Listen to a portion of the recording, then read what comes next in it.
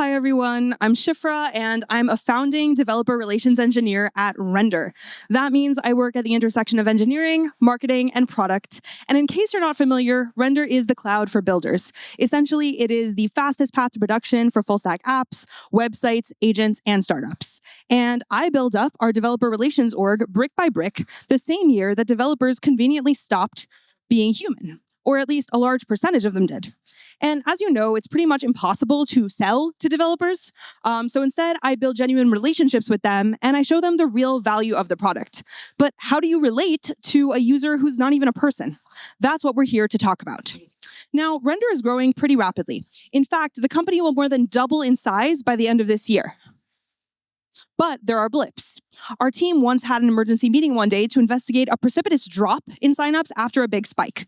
But even after we combed through all of the latest updates, we couldn't find any sort of outage or significant change that might have caused it. The problem was we were looking in the wrong place entirely. When we first saw that sweet surge of signups, we attributed them to AI recommendations, specifically ChatGPT suggesting our platform, since we're pretty well established in developer communities by now. And in this case, the call was definitely not coming from inside the house. So what actually caused the drop in signups? Well, OpenAI updated one of their models, and that new version just didn't show us as much favor as the previous version. In the current operating environment, AI answer engine optimization, also known as AEO, is the new SEO. It decides what gets seen by whom, and no one, not even the companies building it, can really stabilize it or guarantee a specific response. And look, the old SEO had a lot of problems, but at least it was legible. At least the ranking signals were relatively public. Changes rolled out gradually, and you could measure cause and effect. So you could actually kind of steer in a somewhat deterministic system. Meanwhile, AI recommendation is worse because the algorithm, quote unquote, is an opaque black box that can change overnight with no notice. Attribution is nearly impossible to measure, and a single update to an upstream model can cut your traffic in half with zero diagnosable reasons. So you might be wondering, how does that affect the way you run your team? How does that affect the way you build your product? Well, we see that everything has changed for day-to-day engineering, right? But the strategy side has not kept up. And from where we're standing at Render, this is where leaders are actually falling behind. So engineering orgs already have agents running on both sides, meaning that you use them to build, and in turn, they read your product and decide what to recommend to humans. These are two emerging subcategories of developer experience, or what we call DX, one that's human-centered and one that's agent-centered. The problem is that usually nobody owns that second one as a legitimate product area. And what you end up with is a lack of intentionality in both. So the question becomes, how do you build for this new symbiotic relationship in a way that's optimal for AEO? And there isn't a clear path forward here, right? So instead of trying to build one single solution, what you land on is what we call a portfolio of bets across product surfaces that might take over your annual roadmap if you're not careful. Now, we can start with the most obvious shift for engineers, coding agents. If developers are asking Codex, Claude Code, or Cursor, or whatever comes next to deploy an app, the product has to be legible inside that workflow. Being searchable on the web is honestly so 2024, right? So realistically, what companies like Render need to do is we need to be directly usable by the agent while the developer is working. That means having MCP servers, skills, and CLI commands that agents can call independently and safely. It means having API examples that are unambiguous enough for a model to use, and docs written for a reader that might not be human, but is acting on behalf of one. This is what we call interface design for agents. Now, in addition to building out all of these tools, we also did a lot of unglamorous work on the Render docs and website, making everything available as clean Markdown, adding LLMs.txt, and supporting Markdown over HTTP content negotiation. Now, all of this work falls under one incredibly important and underrated category, which is making sure that the same source of truth is usable by humans in a browser and by agents that want plain text.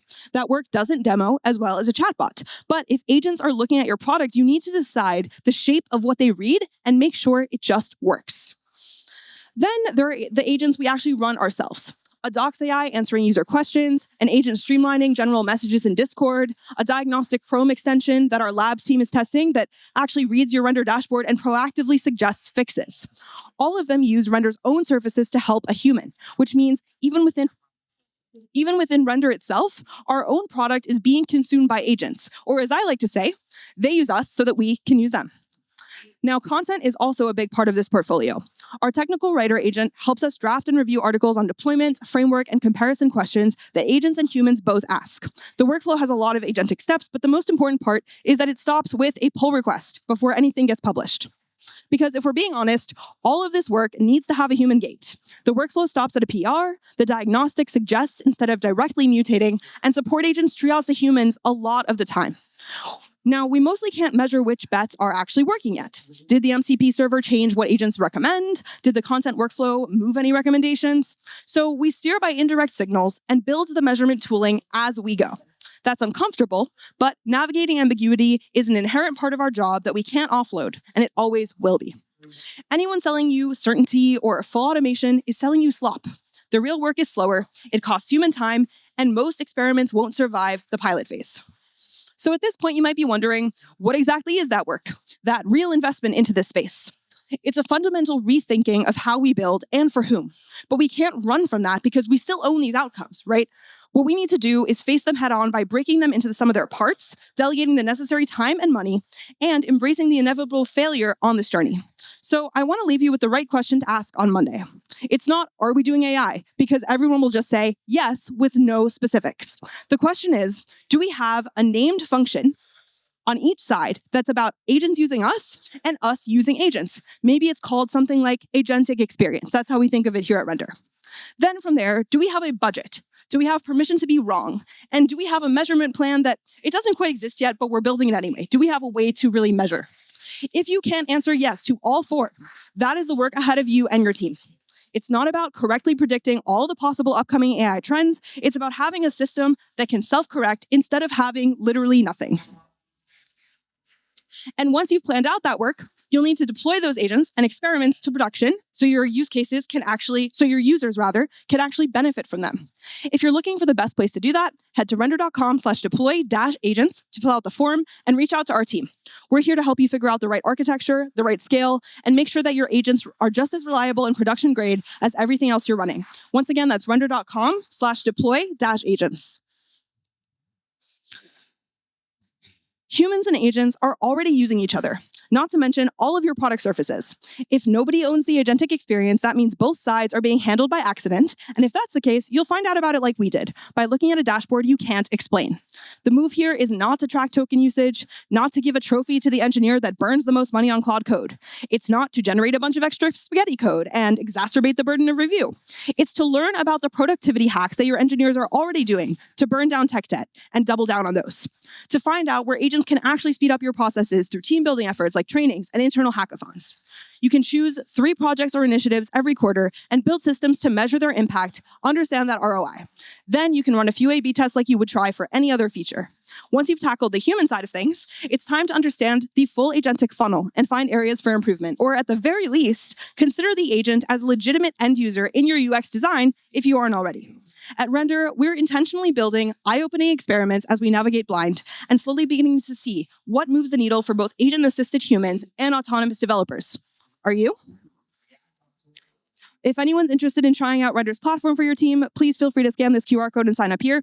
Once you've done that, you can come find me after this. I will get you started with $50 US of Render credits, which should be more than enough to get a test project up and running for months. Also, if you're looking for your next career move and want to build the future of cloud with us, we have several open engineering manager and senior IC roles. You can find those on the Render career page. That's render.com/careers. And you can also find one of our roles up on the physical job board at the front of this conference. With that, come find me if you want credits or if you have any other questions, and thank you so much for having me.